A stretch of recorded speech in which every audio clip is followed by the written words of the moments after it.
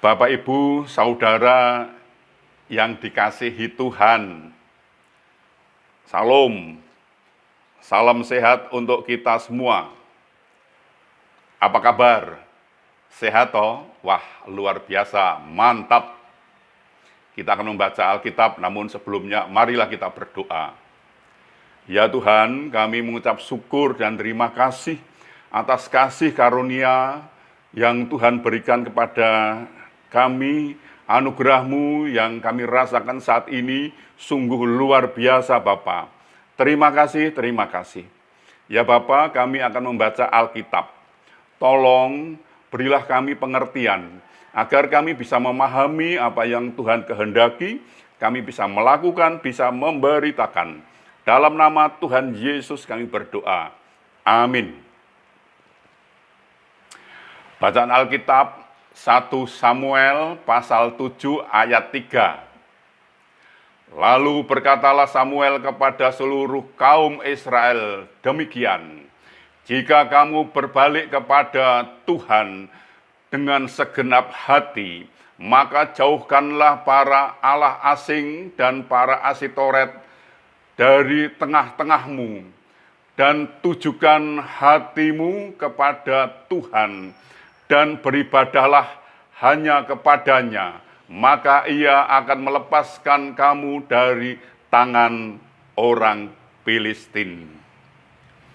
Demikian pembacaan Alkitab, terpujilah Kristus. Haleluya.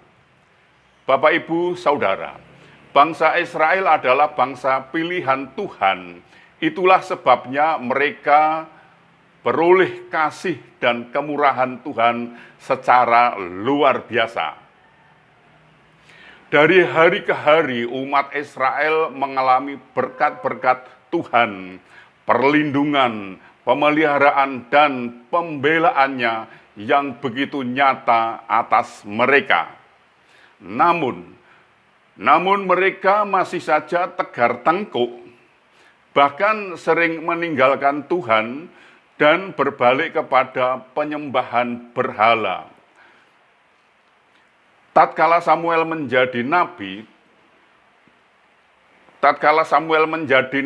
Tuhan, ia menemukan banyak sekali kejahatan yang dilakukan oleh umat Israel. Mereka meninggalkan Tuhan dan menyembah kepada berhala, yaitu Baal dan Asitoret. Akibat dari kesalahannya, mereka harus menanggung akibatnya. Bangsa Filistin menyerang mereka secara bertubi-tubi, sehingga mereka pun terus mengeluh kepada Tuhan.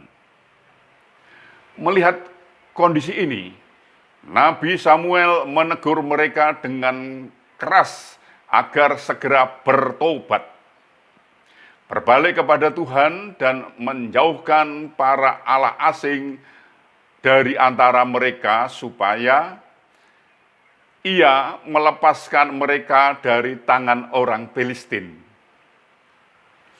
Banyak orang Kristen yang mungkin berkata, aku sudah beribadah kepada Tuhan dengan sungguh dan terlibat dalam pelayanan.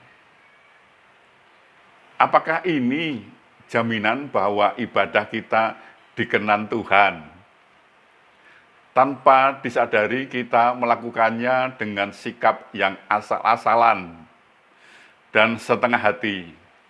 Kita masih hidup dalam dosa. Marilah kita beribadah kepada Tuhan dengan sungguh agar ibadah kita berkenan kepada Tuhan. Tuhan menolong dan memberkati kita. Amin. Mari kita berdoa. Ya Tuhan, kami mengucap syukur dan terima kasih atas kasih karunia dan anugerah-Mu yang kami rasakan saat ini. Sungguh luar biasa, Bapa. Bapak, terima kasih atas kesempatan yang Tuhan berikan kepada kami untuk belajar firman Tuhan.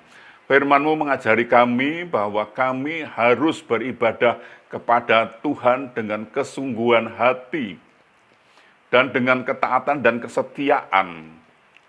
tidak boleh beribadah asal-asalan, sehingga ibadah kami bisa berkenan kepada Tuhan apabila kami beribadah dengan kesungguhan hati, Bapak. Terima kasih atas pelajaran firman-Mu pada saat ini, Bapak. Ini pelajaran sungguh luar biasa, membangkitkan semangat hidup kami, Bapak.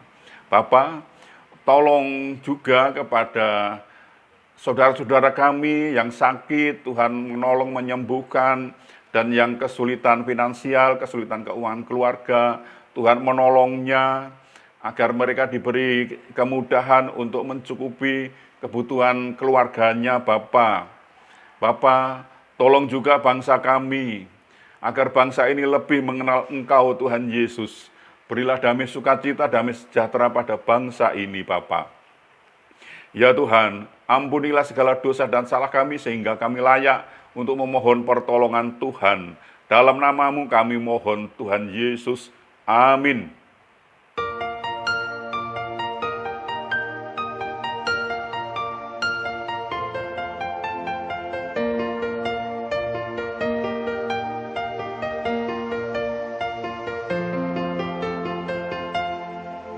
Bapa kami yang ada di surga, dimuliakanlah nama-Mu. Datanglah kerajaan-Mu, jadilah kehendak-Mu di atas bumi seperti di dalam surga.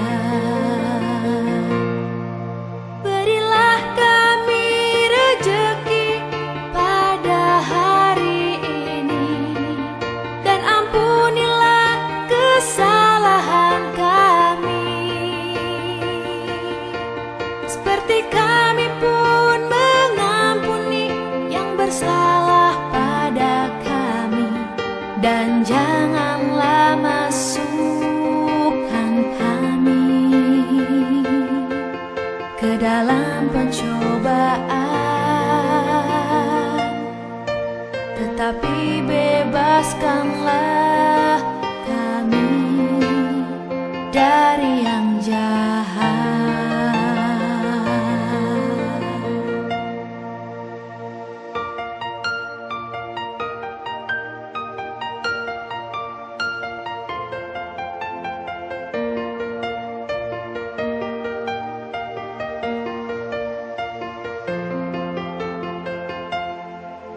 Bapa kami